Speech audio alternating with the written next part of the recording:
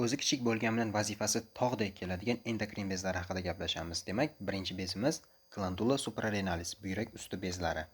Nomiga muvofiq loviyasimon tuzilishga ega bo'lgan buyraklarning ustida joylashgan bo'lib, o'ng buyrak usti bezi uchburchaksimon shaklida, chap buyrak usti bezi esa yarim oysimon shaklda joylashadi. Ular juft tuzilmalar bo'lib, skletoskopik jihatdan qaraydigan bo'lsak, 11-12 ko'krak umurtqalariga to'g'ri keladi. Qorin parda bilan o'ralishiga ko'ra, ular retroperitoneal qoplangan hisoblanadi hamda buyraklarga o'xshab, buyrak usti bezi ham, ya'ni o'ng buyrak usti bezi biroz pastroqda joylashgan. Buning sababi jigar hisoblanadi. Pastga biroz bosib turadi. Bundan tashqari buyrak usti bezini fiksatsiyalab, ya'ni ushlab turish tuzilmalar ularning qon tomirlari hisoblanadi. Endi sintopiyasi haqida gaplashamiz. Juda sodda. Ikkala buyrak usti bezi yuqorgi tarafdan, ya'ni kranial tarafdan diafragma bilan chegaralangan, pastki tarafdan loviyasimon buyraklar bilan chegaralangan, o'ng buyrak usti bezi oldingi tarafdan jigar bilan chegaralangan bo'lsa, medial tarafdan pastki kavak vena, vena cava inferior bilan chegaralangan. Endi chap buyrak usti bezi oldingi tarafdan oshqozon ventriculus bilan chegaralangan bo'lsa, medial tarafdan esa aorta abdominalis, qorin aortasi bilan chegaralangan. Va bu yerda ham ko'rishimiz mumkin, o'ng buyrak usti bezi pastdan buyraklar, o'ng tarafdan jigar, yuqoridan diafragma bilan chegaralangan.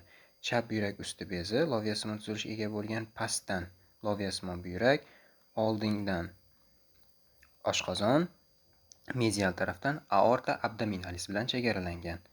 Va bundan tashqari buyrak usti bezi xuddi buyraklarga o'xshab lateral tarafdan pararenal yog' tanachalari bilan, orqa tarafdan esa perirenal yog' tanachalari bilan qoplangan bo'ladi. Oldingi tarafdan qaraydigan bo'lsak, lateral tarafdan pararenal, orqa tarafdan perirenal yog' tanachalari bilan qoplangan. Endi buyrak usti bezining gistaloid tuzilishini ko'rib chiqamiz. 2 qavatdan iborat korteks, ya'ni postloq, medulla, mag'iz qismidan tashkil topgan. Korteks postloq qismi ham o'z navbatida 3 qavatdan iborat bo'ladi va ular klinik jihatdan ahamiyatga ega. Birinchi qavatimiz zona glomeruloza, ya'ni koptokchali zona bo'lib, u yerdan mineralokortikoidlar, misol uchun aldosteron ishlab chiqariladi. Aldosteronning asosiy vazifasi qonda tuzni miqdorini ushlab turish vazifasini bajaradi, ya'ni natriyni buyraklarda reabsorpsiya qiladi. Ikkinchi qavatimiz zona fasciculata, tutamli zona bo'lib, u yerdan glikokortikoidlar, misol kortizol ishlab chiqariladi. Kortizolni vazifasiga keladigan bo'lsak, qonda glyukozani me'yorda ushlab turadi, ya'ni glikoneogenizni kuchaytiradi. Uchinchi qavatimiz zona retikularis bo'lib, u yerda androgenlar, erkaklik gormonlari ishlab chiqariladi.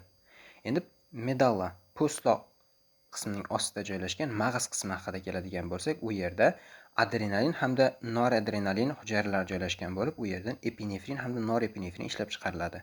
Ularning vazifasiga keladigan bo'lsak, epinefrin asosan yurakka ta'sir qilsa, ya'ni yurakni qisqarish va kuchini oshirib bersa, norepinefrin esa qon tomirlariga ta'sir qilib, ularni qisqartirib, bosimini saqlab turadi.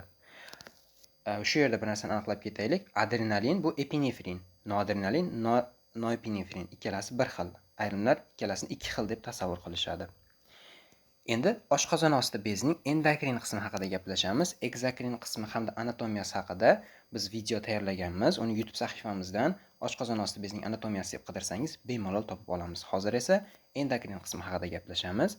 Oshqozon osti bezining endokrin vazifasini bajaruvchi tuzilmalar Langerhans orolchalari deb ataladi. Ular oshqozon osti bezining barcha qismida bo'ladi, faqatgina dum qismida ko'proq joylashgan bo'ladi. Ular turli xil gormon hamda moddalar ishlab chiqaradi qonga. Biz ko'proq o'rganadiganimiz insulin bilan glikagon hisoblanadi. Va bu jadvalda ishlab chiqaruvchi moddalar berilgan. Birinchisi alfa hujayralari. Periferiyada, orolchaning periferiyalarida joylashgan bo'ladi. Ularning asosiy vazifasi glikagon ishlab chiqarish hisoblanadi. Glikagonning asosiy vazifasi, buni 8-sinf darsligida ham o'tganmiz. Glikogendan glyukoza hosil qiladi. Ya'ni qonda glyukozani oshirib beradi. Ikkinchi tuzilmamiz markazroqda joylashgan beta hujayralari bo'lib, insulin ishlab chiqaradi, ya'ni glyukozani glikogenga aylantirib beradi, qonda glyukozaning miqdorini kamaytiradi. Va uchinchisi delta hujayralarimiz biroz kamroq bo'lib, ular somatostatin gormoni ishlab chiqaradi va bu gormon yo'lda chiqqan bezlarning faoliyatini susaytiradi. Bu susaytiruvchi gormon hisoblanadi. Va bundan tashqari D1 hujayralari bo'ladi, vazointestinal peptidga o'xshab ta'sir ko'rsatib, ichak hamda bezlarning faoliyatini modulyatsiya qilishda ishtirok etadi.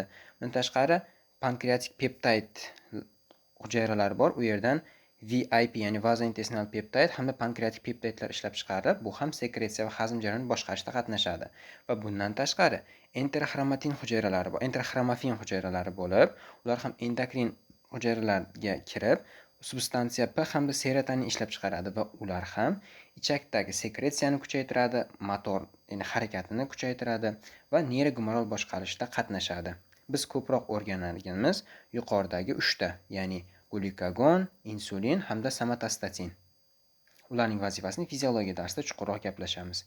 Endi timus, ayrisimon bez, ko'ks oralig'ida, oldingi qismida, to'y suyagining orqasida joylashgan bo'lib, ularning asosiy vazifasi T limfositlarni yetiltiradi va immun himoyada qalqon vazifasini bajaradi.